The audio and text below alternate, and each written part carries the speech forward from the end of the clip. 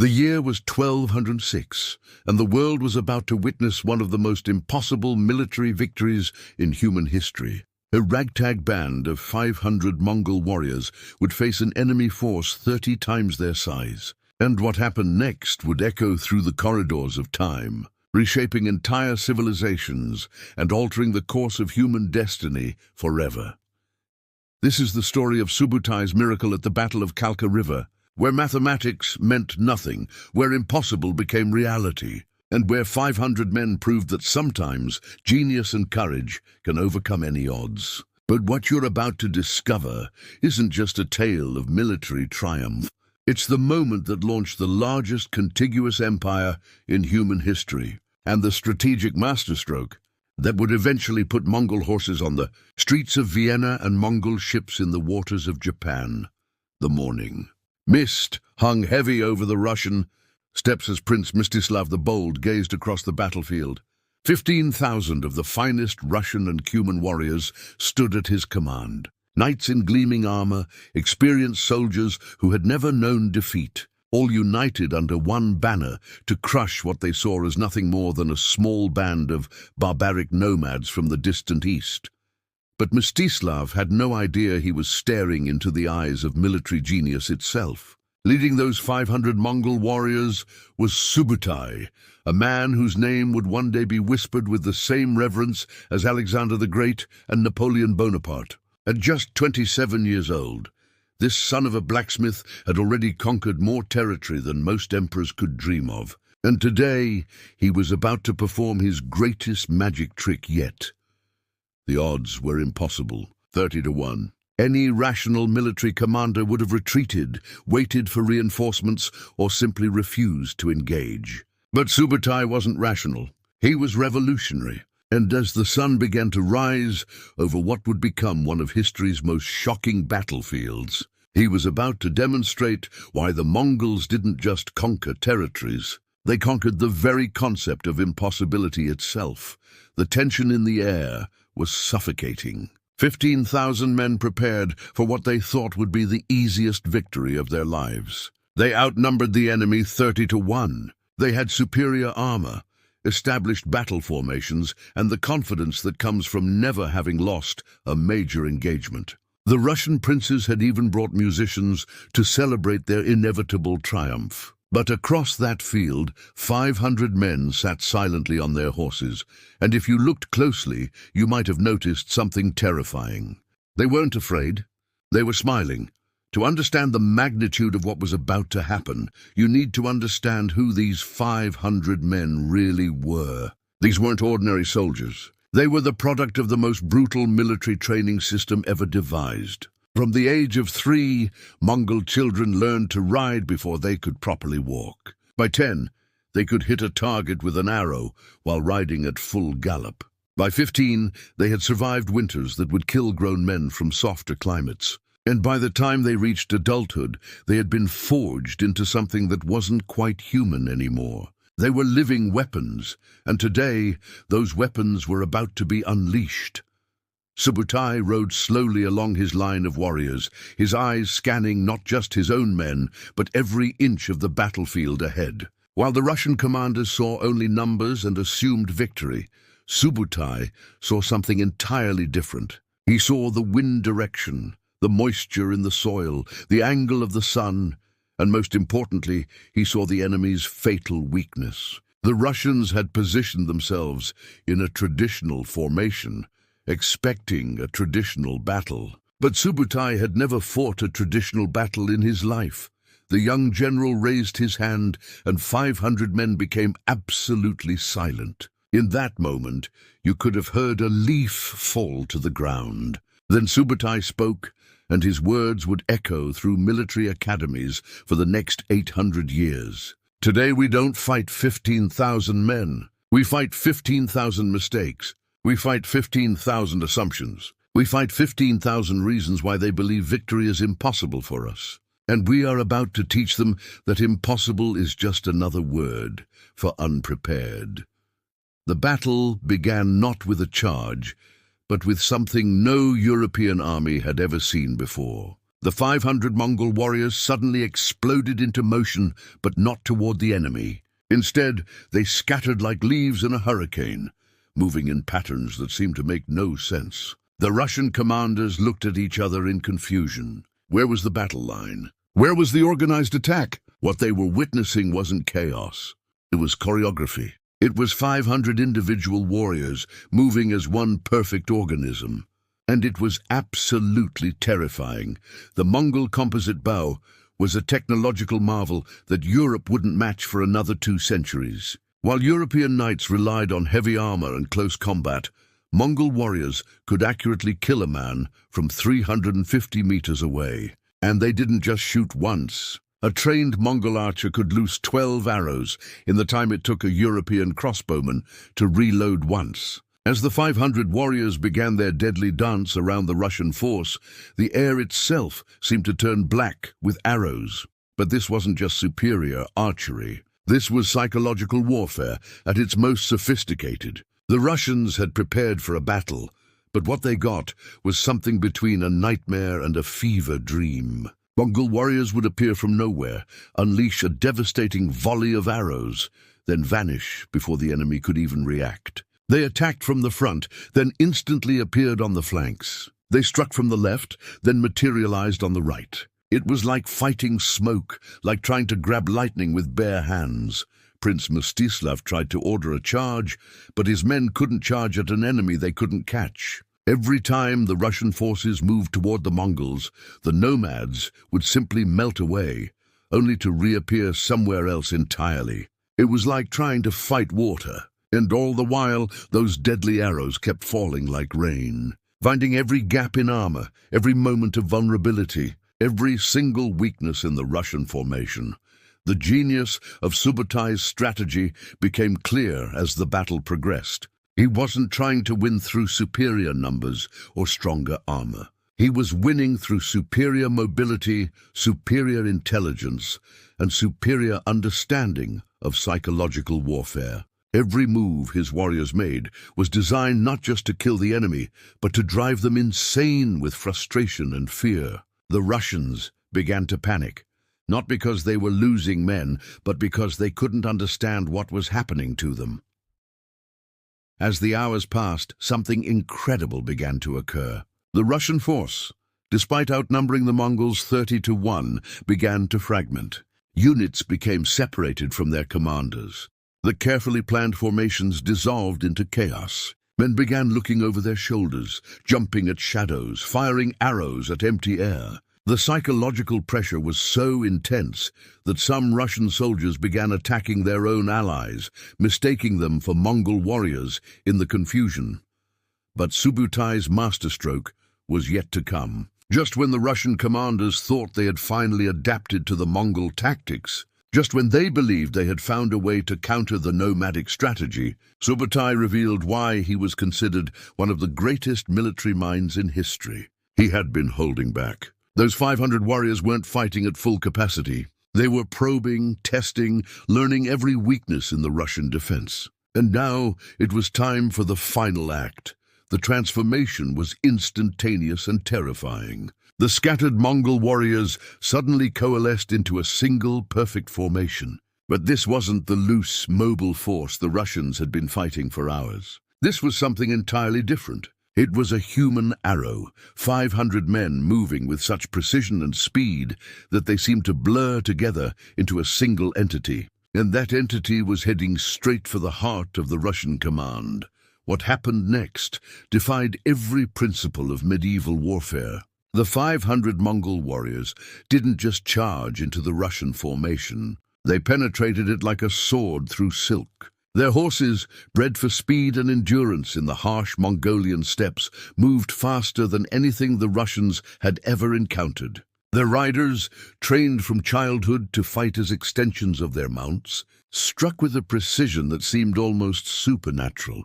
The Russian heavy cavalry, the pride of Eastern European warfare, found themselves completely outmaneuvered. Their armor, designed to protect against European weapons, was useless against the Mongol composite bow. Their lances, devastating in a traditional charge, couldn't reach enemies who struck and vanished like ghosts. Their tactical formations, perfected through decades of warfare against other European armies, were meaningless against an enemy that fought by completely different rules. In the space of 20 minutes, 15,000 Russian and Cuman warriors were not just defeated, they were obliterated. Not by superior numbers, not by better equipment, but by superior thinking. Subutai had taken everything the Russians expected and turned it against them. Their strength became weakness, their numbers became liability, their experience became blindness. Prince Mstislav the Bold, the man who had never known defeat, found himself surrounded by the bodies of his finest warriors. The musicians he had brought to celebrate victory were either dead or fleeing in terror. His invincible army had been destroyed by a force 1/30th its size. And as he looked across the battlefield at the 500 Mongol warriors who had just accomplished the impossible, he realized he was witnessing something that would echo through history forever. But the true magnitude of this victory wouldn't be understood for years to come. The Battle of Kalka River wasn't just a military engagement. It was an announcement. It was the Mongol Empire's introduction to Europe, and that introduction would reshape the entire continent. The psychological impact of 500 men defeating 15,000 sent shockwaves across every kingdom, every castle, every throne room from Moscow to London. The news spread like wildfire. An unknown people from the distant east had achieved something that seemed to violate the very laws of warfare. Suddenly, every European military commander had to reconsider everything they thought they knew about battle. The heavy cavalry charge, the foundation of European warfare for centuries, had been proven obsolete in a single afternoon. The superiority of European armor and weapons had been demonstrated to be an illusion.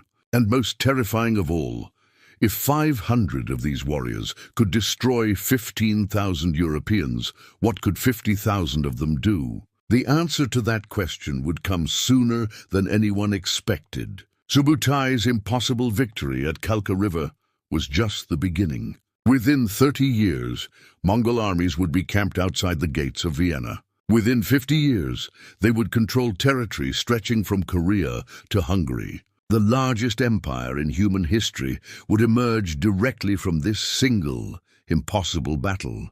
But the victory at Kalka River represented something even more profound than military conquest. It represented the collision of two completely different ways of thinking about warfare, about strategy, about the very nature of possibility itself. The Europeans had approached the battle with traditional thinking.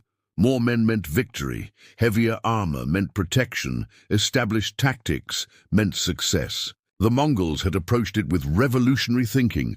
Mobility meant survival, adaptability meant victory, innovation meant the impossible became inevitable.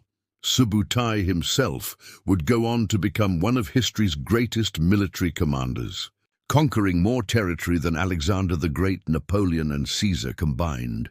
But he would always remember this battle as the moment when he proved that genius could overcome any odds, that intelligence could triumph over force, that 500 men with the right strategy could change the course of human history. The psychological impact on the survivors was devastating and long-lasting. Those few Russian warriors who escaped the massacre carried with them tales that seemed too incredible to believe. They spoke of warriors who fought like demons, of horses that moved like the wind, of arrows that never missed their mark. They described an enemy that seemed to be everywhere and nowhere at once, that struck without warning and vanished without trace. Most European nobles dismissed these accounts as the ravings of traumatized men. But a few wise rulers began quietly reinforcing their borders and reconsidering their military strategies. The ripple effects of this single battle would continue for generations. European military thinking, which had remained largely unchanged for centuries, suddenly underwent rapid evolution. New tactics were developed to counter mobile archery. New weapons were designed to match the range and rate of fire of Mongol bows. New training methods were implemented to improve the mobility of European cavalry. The entire structure of European warfare was forced to adapt. all because of what 500 men accomplished in a single day. From a strategic perspective, Subbutai's victory demonstrated principles that would later be studied in military academies around the world. The importance of mobility over static defense, the power of psychological warfare over pure force, the value of intelligence and adaptability over traditional thinking, the way superior tactics could overcome superior numbers. These lessons would influence military commanders from Napoleon to Patton, from Sun Tzu's disciples to modern special forces operators. The cultural impact was equally profound. The Mongol victory shattered European assumptions about their own superiority and invincibility. For centuries, European knights had considered themselves the finest warriors in the world, their tactics the most advanced, their equipment the most sophisticated. In a single afternoon, all of those assumptions were proven false. The psychological trauma of this realization would influence European attitudes toward the wider world for generations to come.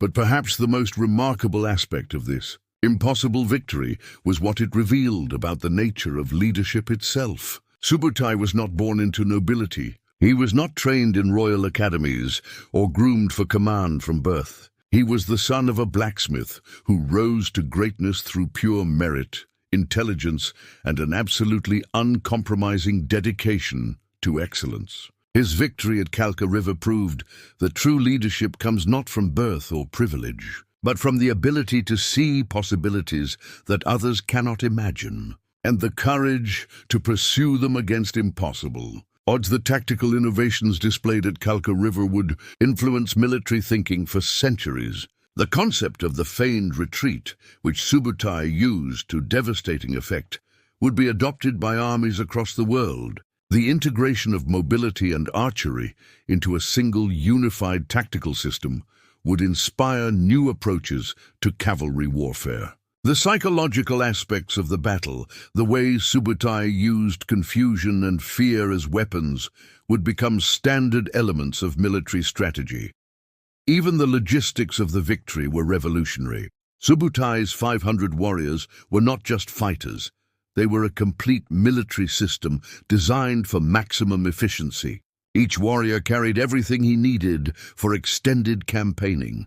Their horses were hardy Mongolian ponies that could survive on grass alone, unlike the grain-fed war horses of European knights. Their equipment was lightweight but incredibly effective, designed for mobility rather than ceremony. Every aspect of their military organization was optimized for the kind of rapid, flexible operations that made their victory possible.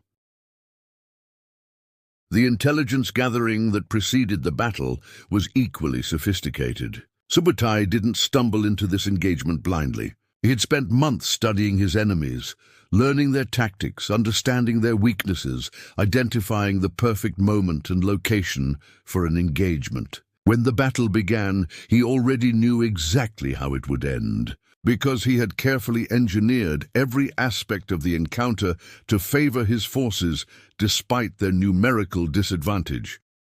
The aftermath of the battle revealed even more about Mongol military philosophy. Rather than pursuing and slaughtering the fleeing Russians, Subbutai allowed many to escape. This wasn't mercy, it was strategy. Those survivors would carry tales of Mongol invincibility back to their homelands, spreading fear and demoralization far more effectively than any army could. The psychological impact of their reports would weaken resistance to future Mongol advances and make subsequent conquests easier.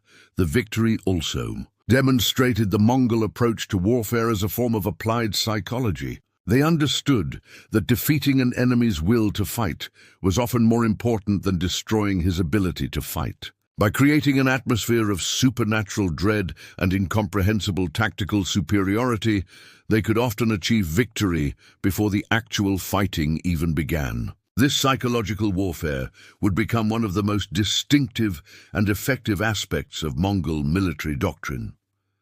The technological implications of the battle were equally significant. The Mongol composite bow, with its superior range and rate of fire, represented a quantum leap in military technology. Their saddles and stirrups, designed for stability while shooting from horseback, gave them capabilities that European cavalry couldn't match. Their arrowheads, forged from superior steel and designed for maximum penetration, could pierce armor that had been considered impenetrable. Every piece of Mongol equipment was the result of centuries of refinement and optimization, but technology alone couldn't explain the magnitude of their victory. The real secret was in the training and mindset of the warriors themselves. From childhood, Mongol warriors were taught to think creatively, to adapt rapidly to changing circumstances, to see opportunities where others saw only obstacles. They were trained not just to follow orders,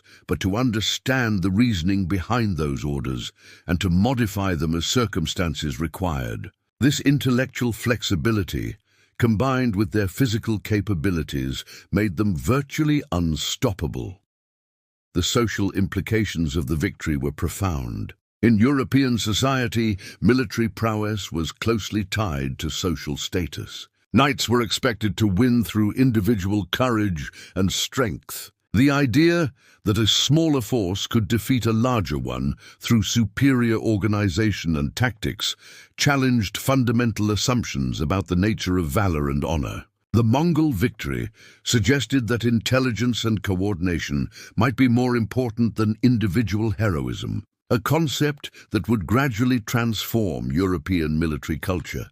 The economic impact of the battle would be felt for decades. The destruction of the Russian force eliminated one of the most important military powers in Eastern Europe, creating a power vacuum that the Mongols would soon fill. Trade routes that had been controlled by Russian princes suddenly came under Mongol influence. The wealth of entire regions was redirected from European coffers to Mongol treasuries. The economic consequences of this single battle would reshape the commercial landscape of Eurasia.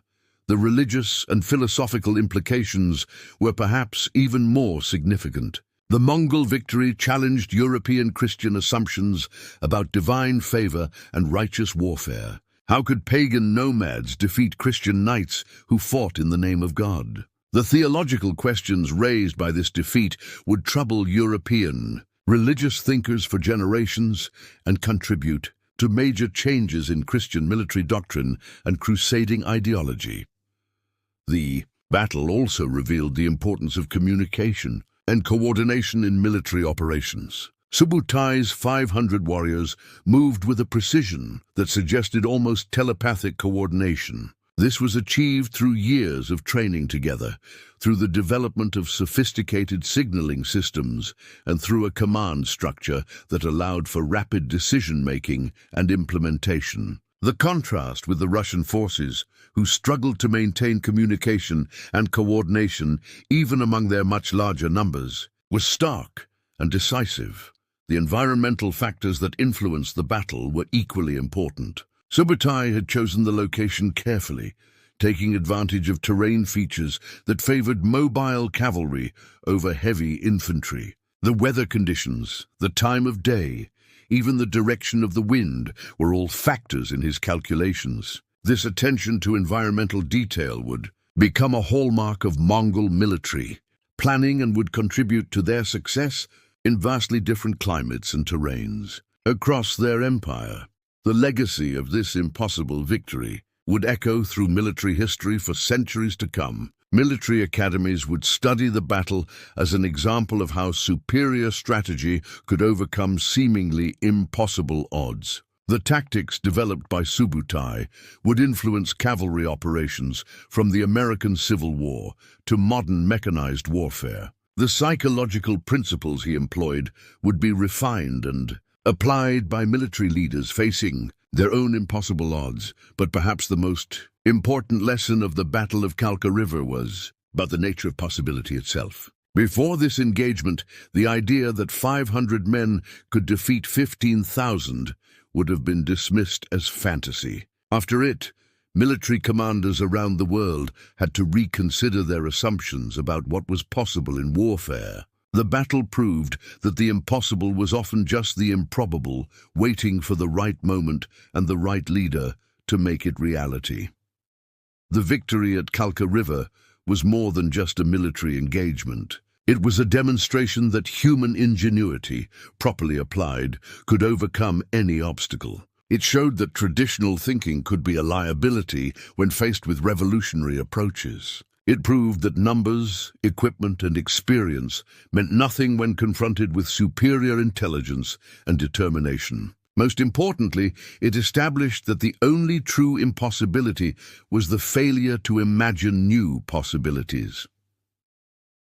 As the sun set on that historic battlefield, Subutai and his 500 warriors had accomplished something that would be remembered for 1,000 years. They had not just won a battle against impossible odds, they had changed the very definition of what was possible in human conflict. They had announced the arrival of a new kind of warfare, a new kind of thinking, and a new chapter in the story of human civilization. The Mongol Empire would go on to become the largest contiguous empire in history, but it all began with this single, impossible victory that proved that sometimes, just sometimes, 500 men with the right leader and the right strategy could indeed change the world forever.